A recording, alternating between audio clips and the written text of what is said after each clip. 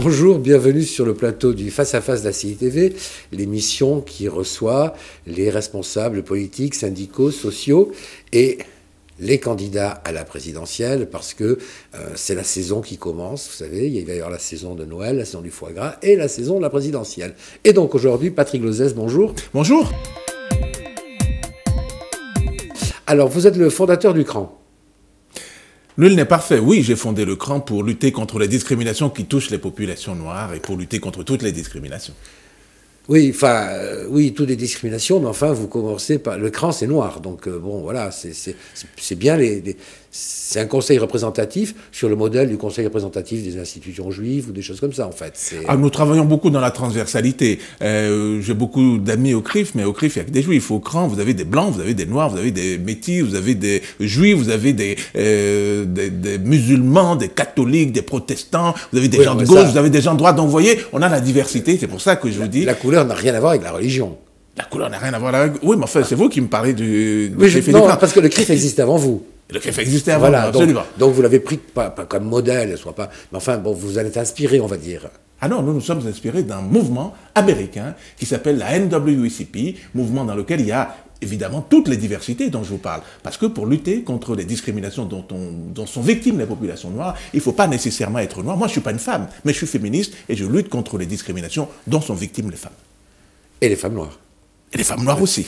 Mais je lutte contre toutes les discriminations. Pour moi, il n'y en a pas une qui est plus importante que les autres. Et ce que je faisais quand j'étais patron de cette fédération, c'est qu'il y avait des transversalités. On travaillait avec les mouvements juifs, on travaillait avec les mouvements arabo-maghrébins, on travaillait avec les mouvements féministes, on luttait contre toutes les discriminations. Bon, alors là, vous vous présentez à la présidentielle. Absolument. C'est décidé, vous avez votre équipe de campagne. Il y a une équipe de campagne formidable à laquelle je rends hommage, des gens motivés, des gens qui aiment ce pays. Ma candidature est placée sous le signe de l'amour de la France, sous le signe de l'éducation et sous le signe de l'information. Vous avez les signatures ?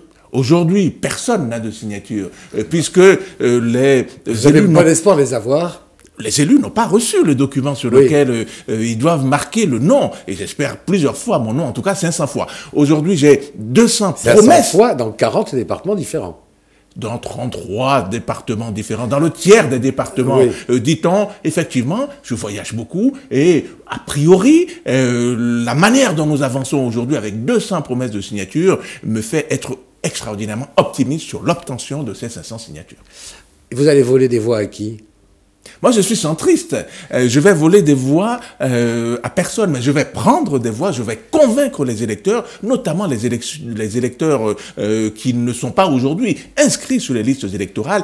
Il faut que les gens puissent voter. Là, il faut aller vite, hein, parce que les listes électorales, ça se ferme dans 3 semaines. Absolument, ça se ferme le 31 décembre 2011, et on a jusqu'au dernier moment. C'est pour ça que je lance cette campagne en 2012. Ne votez pas blanc, avec un jeu de mots, évidemment, mais l'objectif, c'est, si vous voulez voter blanc ou ne pas voter blanc, si vous voulez voter blanc ou ne pas voter blanc, c'est une expression qui existe, il faut d'abord être inscrit sur les listes électorales, et c'est pour ça que je vais dans les quartiers populaires. Vous savez, à Clichy-sous-Bois, lors des dernières élections, il y a eu 70% d'abstention. 70% d'abstention. Et bien moi, je ne veux plus cela. Je veux dire aux personnes qui s'abstiennent aujourd'hui que leur avenir est en jeu, qu'il faut qu'elles aillent voter.